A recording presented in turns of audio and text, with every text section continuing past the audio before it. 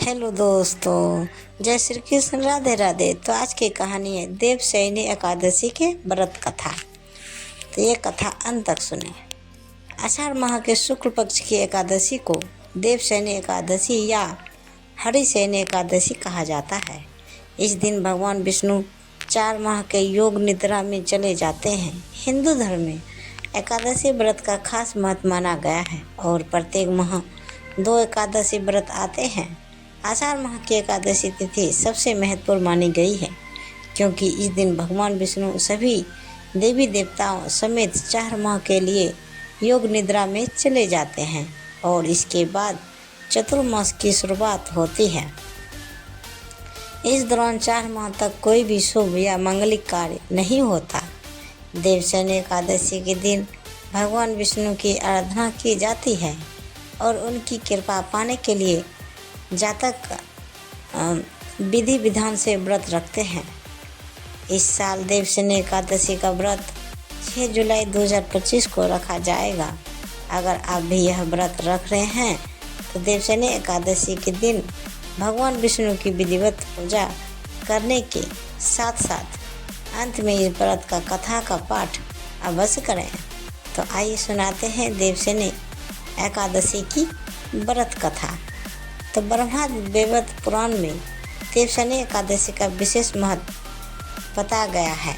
मान्यता है कि इस व्रत को करने से साख की हर एक मनोकामना पूर्ण हो जाती है और सुख समृद्धि की प्राप्ति होती है। हर साल आषाढ़ मास के शुक्ल पक्ष की एकादशी को देवशयनी एकादशी का व्रत रखा जाता है। इस एकादशी के साथ ही श्री हरि विष्णु अगले 4 साल के क्षीर सागर में योग निद्रा के लिए चले जाते हैं और चतुर्मास आरंभ हो जाता है। इस एकादशी को देवशयनी एकादशी के अलावा महा एकादशी, थोली एकादशी, हरि देवशयनी, पद्मनाभा शयनी तथा प्रबोधिनी एकादशी जैसे नामों से जाना जाता है। इस दिन भगवान विष्णु की विधिवत पूजा करने के साथ व्रत रखें। इसके साथ ही पूजा के दौरान हरिशयनी एकादशी की इस व्रत कथा का पाठ अवश्य करें। इससे आपकी व्रत पूर्ण होगी। देवशयनी एकादशी का महत्व। ब्रह्मा पुराण में देवशयनी एकादशी के विशेष महत्व के वर्णन किया गया है। इस व्रत से प्राणी की समस्त मनोकामनाएं पूर्ण होती है। यह एकादशी आषाढ़ मास के कुछ कृष्ण पक्ष की एकादशी, जिसे योगिनी एकादशी कहते हैं, के बाद आती है। आषाढ़ मास के शुक्ल पक्ष की है एकादशी को देवशयनी एकादशी कहा जाता है। इस एकादशी से चतुर्मास का आरंभ माना जाता है। इस अवधि में कोई भी शुभ कार्य जैसे विवाह आदि नहीं किया जाता। मान्यता है कि इस दिन से भगवान श्री हरि विष्णु क्षीर सागर में शयन करते हैं और फिर 4 माह बाद उन्हें उठाया जाता है। उस दिन को देवोत्थानी एकादशी कहा जाता है। इस बीच के अंतराल को ही चतुर्मास कहा गया है। देवशयनी एकादशी को देवशयनी महा एकादशी, थोली एकादशी तेलुगु यानी कि थोली एकादशी को तेलुगु के नाम से भी जाना जाता है। हरि देवशयनी, पद्मनाभा शयनी तथा प्रबोधिनी एकादशी भी कहा जाता है। तो आइए सुनाते हैं देवशयनी एकादशी का संपूर्ण व्रत कथा। पौराणिक कथा के अनुसार एक बार युधिष्ठिर ने भगवान श्री कृष्ण ने आषाढ़ माह के शुक्ल पक्ष की एकादशी का महत्व जानना चाहा। तब श्री कृष्ण ने बताया कि इस एकादशी को देवशयनी एकादशी कहते हैं और युधिष्ठिर को इससे जुड़ी कथा सुनाई। एक बार नारद मुनि ने ब्रह्मा जी से इसके महत्व और विधि के बारे में पूछा तो उन्होंने इससे संबंधित व्रत कथा सुनाई।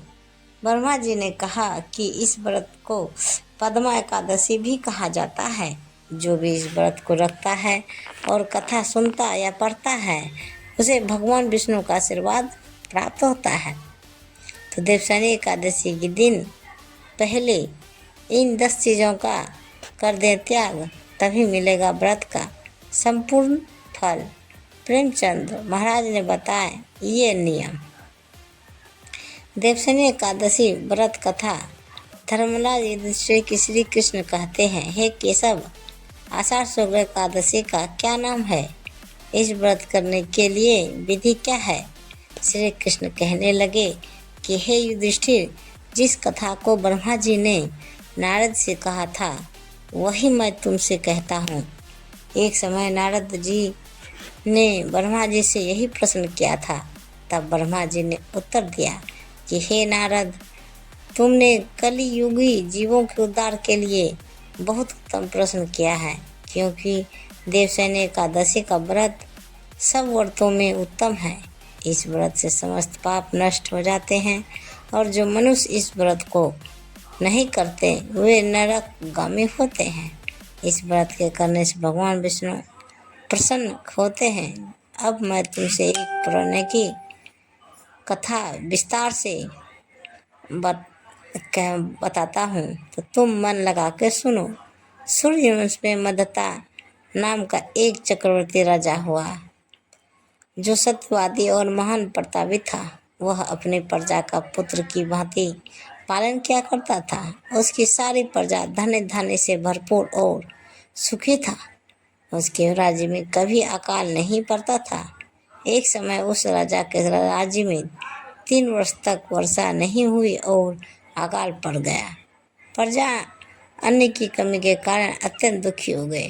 अन्न के न होने से राज्य में यज्ञादि भी बंद हो गए। एक दिन प्रजा राजा के पास जाकर कहने लगे कि हे राजा, सारी प्रजा तरह तरह पुकार रही है, क्योंकि समस्त विश्व की सृष्टि का कारण वर्षा है।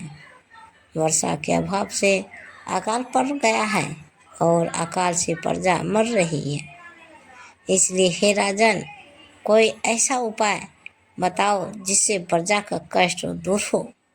राजा मदता कहने लगे कि आप लोग ठीक कह रहे हैं, वर्षा से ही अन्न उत्पन्न होता है और आप लोग वर्षा न होने से अत्यंत दुखी हो गए हैं।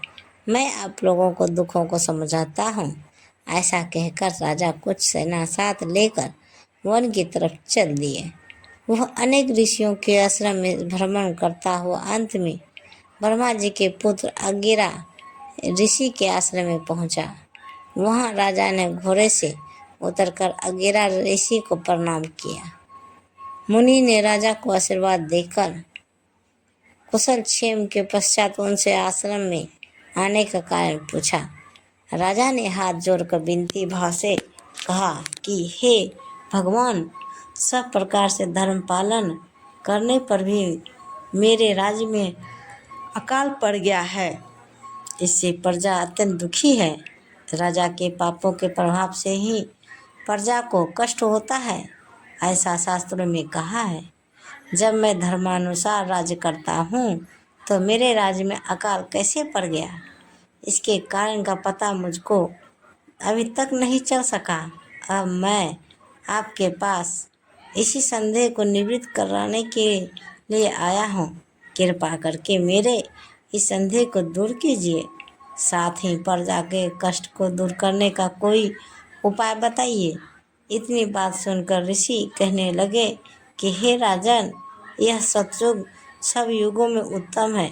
इसमें धर्म को चारों चरण सम्मिलित है, अर्थात इस युग में धर्म की सबसे अधिक उन्नति है।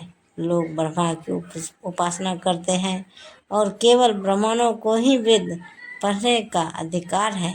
ब्राह्मण की तपस्या करने का अधिकार रख सकते हैं, परंतु आपके राज्य में एक शुद्ध तपस्या कर रहा है। इसी दोष के कारण आपके राज्य में वर्षा नहीं हो रही है। इसलिए यदि आप प्रजा का भला चाहते हो तो इस शूद्र का वध कर दो। इस पर राजा कहने लगे कि महाराज, मैं उस निरपराध तपस्या करने वाले शूद्र को किस तरह मार सकता हूँ? आप इस दोष से छूटने का कोई दूसरा उपाय बताइए। तब ऋषि कहने लगे कि हे राजन, यदि तुम अन्य उपाय जानना चाहते हो तो सुनो। आषाढ़ मास के शुक्ल पक्ष की पद्या नाम की एकादशी को विधि पूर्वक व्रत करो। व्रत के प्रभाव से तुम्हारे राज्य में वर्षा होगी और प्रजा सुख प्राप्त करेगी, क्योंकि इस एकादशी का व्रत सब सिद्धियों को देने वाला है और समस्त उपद्रवों को नाश करने वाला है। इस एकादशी का व्रत तुम प्रजा सेवक तथा मंत्रियों सहित करो। मुनि के इस वचन को सुनकर राजा अपने नगर को वापस आया और उसने विधि पूर्वक पद्मा एकादशी का व्रत किया। उस व्रत के प्रभाव से वर्षा हुई और राजा को सुख पहुंचा। अतः इस मास की एकादशी का व्रत सब मनुष्यों को करना चाहिए। यह व्रत इस लोक में भोग और परलोक में मुक्ति को देने वाला है। इस कथा को पढ़ने और सुनने से मनुष्य की समस्त पापों का नाश प्राप्त हो जाते हैं। तो दोस्तों, कहानी यही समाप्त होती है। तो दोस्तों, जय श्री कृष्ण, राधे राधे। तो दोस्तों, ये कहानी आप सबको कैसी लगी हमें कमेंट बॉक्स में ज़रूर बताइएगा। और मैं हमेशा कोशिश करती रहूँगी कि आपको मेरी कहानी पसंद आए। मुझे आप सबके साथ की ज़रूरत और रहेगी। मुझे अभी तक सभी सब्सक्राइब नहीं किए, हमारे चैनल को सब्सक्राइब कर रहे और अपनी राय अवश्य दें। आपकी दोस्तों, ये ज्ञानवर्धक कहानी, आपको शिक्षाप्रद कहानी कैसी लगी हमें नीचे कमेंट बॉक्स में ज़रूर बताइए। कहानी को पूरा सुनने के लिए शुक्रिया। तो जय माता दी, हर हर महादेव। ऐसे ही वीडियो देखने के लिए हमारे चैनल को सब्सक्राइब करें। अभी तक जो भी सब्सक्राइब नहीं किए, प्लीज़ हमारे चैनल सब्सक्राइब करें और बेल आइकन घंटा जरूर दबाएं, ताकि आपको सबसे पहले वीडियो मिले। और मिलते हैं अगले वीडियो के साथ। तब तक बाय बाय दोस्तों, जय हिंद।